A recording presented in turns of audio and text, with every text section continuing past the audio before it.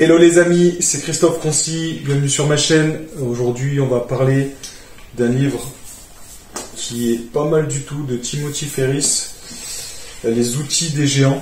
Donc je l'ai lu 2 fois, je l'ai lu en version papier et après je l'ai réécouté en livre audio. Je trouve que c'est pas mal parce que je passe parfois du temps dans ma voiture et j'écoute des livres audio. Du coup ça me permet d'engranger énormément de connaissances. Et c'est pas mal du tout. Donc pour commencer, qui est Timothy Ferriss? Donc c'est un auteur de best-seller, il a écrit La semaine des 4 heures, livre aussi que je vous recommande, qui est pas mal du tout. Donc il explique dans ce livre comment il arrive à optimiser tellement son travail qu'au bout d'un moment, il a juste besoin de travailler 4 heures. Après, je pense quand même que c'est quelqu'un qui a énormément bossé avant d'en arriver là, mais le livre est plutôt pas mal. Et dans ce livre-là, en fait, l'outil des géants, alors oui, avant. Donc Timothy Ferriss, c'est quelqu'un qui a un podcast et qui est axé très développement personnel. Et en fait, dans ce podcast, il va aller chercher toutes les personnes hyper connues pour leur demander leurs conseils et leurs habitudes, leurs routines pour être hyper performants dans leur quotidien. Ce livre, on peut le résumer en à peu près 3 parties. Donc la partie santé, voilà, il explique comment améliorer son corps grâce aux exercices, etc., grâce à la diète, au jeûne. Voilà, il y a toute une partie où il explique les aliments qu'il faut manger, les exercices qu'il faut faire. Il met même vous voyez, par exemple, voilà, il conseille ce genre d'exercice avec 2 poids, sans poids. Enfin bref, il est axé aussi sur la méditation, surtout le sommeil pour améliorer sa santé physique et mentale. Mais il parle essentiellement de sommeil et de méditation. Voilà. Avoir une routine de sommeil, c'est quand même très important. Ensuite, il parle de richesse. En gros, il aborde les stratégies principales qui sont utilisées par les entrepreneurs et les investisseurs qui ont réussi à construire leur fortune.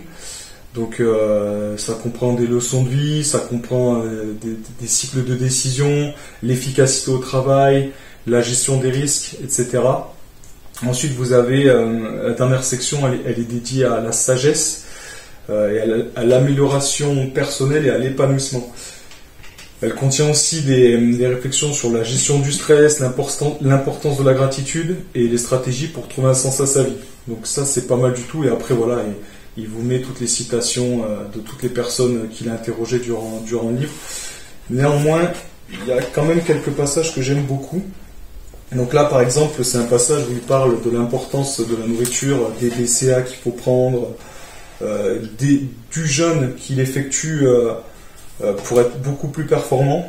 Donc ça, c'est plutôt pas mal. Ensuite, il parle d'un personnage que vous connaissez tous, qui est Arnold Schwarzenegger. Donc il raconte un peu sa vie. Après, je ne vais pas vous raconter sa vie, mais vous avez un reportage sur Netflix qui en parle bien mieux que moi. En revanche, il y a quand même des petites anecdotes qui sont plutôt sympas.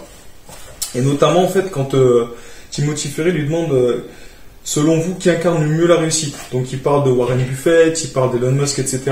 Mais il cite quelqu'un, j'ai bien aimé ce passage. En gros, c'est un dictateur romain qui s'appelle Cincinnatus. Alors, je ne sais pas si je prononce bien le nom. Mais en gros, il était l'exemple parfait de la réussite.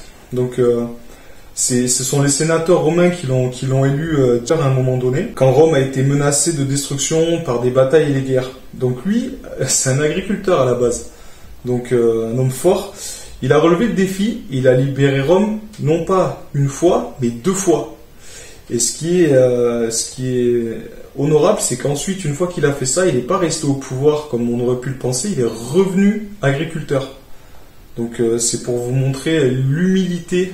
Donc ça, c'est super important. Voilà, c'était une petite histoire que j'aimais bien, je voulais vous raconter. Et ensuite, un autre personnage que j'aime beaucoup aussi, c'est Peter Thiel. Alors Peter Thiel, pour ceux qui ne le connaissent pas, c'est celui qui a investi en premier dans Facebook. Et c'est aussi celui qui a une société qui s'appelle Palantir.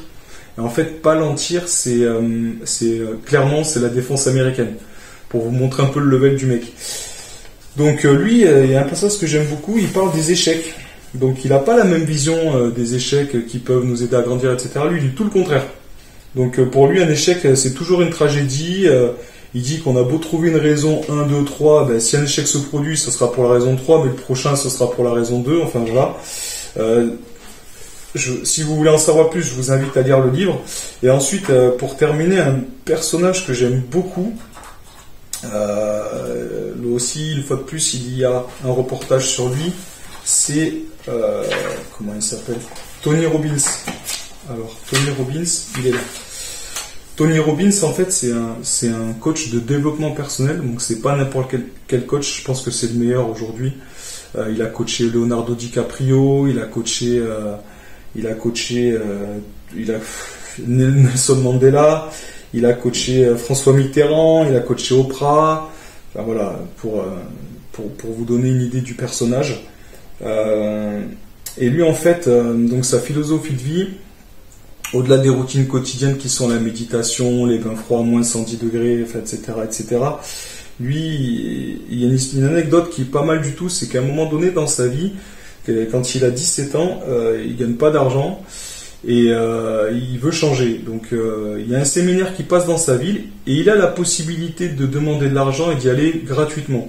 Mais la personne à qui il demande ça lui dit, écoute, si vraiment tu veux changer ta vie à un moment donné, il faudra faire l'effort à un moment d'investir en toi. Et si tu veux vraiment aller au séminaire, ben, va chercher l'argent pour aller le voir. Et ça, un peu, ça a changé sa philosophie de vie. Et du coup, donc, c'est le meilleur investissement qu'il ait fait de sa vie, il le raconte tout le temps. Il allait voir Jim Rohn, c'est devenu son mentor. Donc Jim Rohn, pareil, c'est un coach de développement personnel qui était multimillionnaire, etc. Il y a beaucoup de vidéos qui circulent sur YouTube, et même sur Tony Robbins d'ailleurs, mais voilà, c'était une histoire qui me tenait un peu à cœur pour vous dire que il faut, voilà, l'investissement premier, il doit venir de vous.